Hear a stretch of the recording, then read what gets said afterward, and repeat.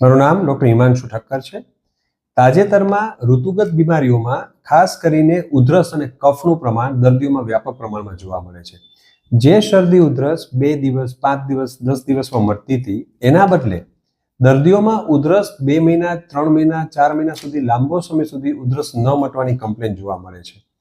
જેનું મુખ્ય કારણ છે પ્રાથમિક જે શરદી થઈ હોય અને એના પછી પોસ્ટ વાયરલ ઇન્ફ્લામેશન, એટલે વાયરસના ચેપ પછી શ્વાસનળીમાં આવતો સોજો, જેને લીધે ઉધરસ મટતી નથી.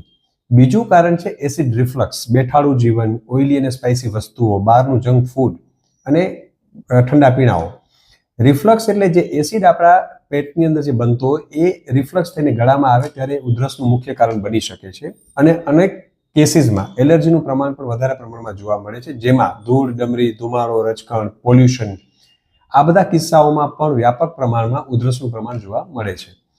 ઘરગથ્થુ ઉપાયમાં નવશેકા ગરમ પાણીના કોગળા, ગરમ પાણીનો નાશ લેવો, ઉધરસ હોય ત્યારે માસ્ક પહેરવો, આ બધું ઘરગથ્થુ ઉપાય છે. પરંતુ લાંબો સમયથી થતેલી ઉધરસ અને જો ન મળતી હોય તો એને અવગણવી ન જોઈએ. ઓવર ધી કાઉન્ટર મેડિકેશન ટાળવું જોઈએ, એટલે પોતાની રીતે મેડિકલ સ્ટોરમાં જઈને દવાઓ ન લેવી જોઈએ. નિષ્ણાત ડૉક્ટરની સલાહ લેવી જોઈએ, કારણ કે લાંબો સમયથી થતી ઉધરસ કોઈ ગંભીર બીમારીનું કારણ પણ હોઈ શકે.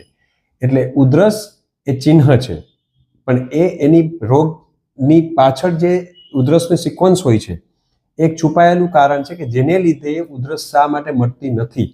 જેથી નિષ્ણાત ડૉક્ટરની ઓલવેઝ સલાહ લેવી જોઈએ અને ઓવર ધ કાઉન્ટર મેડિકેશન ટાળવું જોઈએ. Thank you.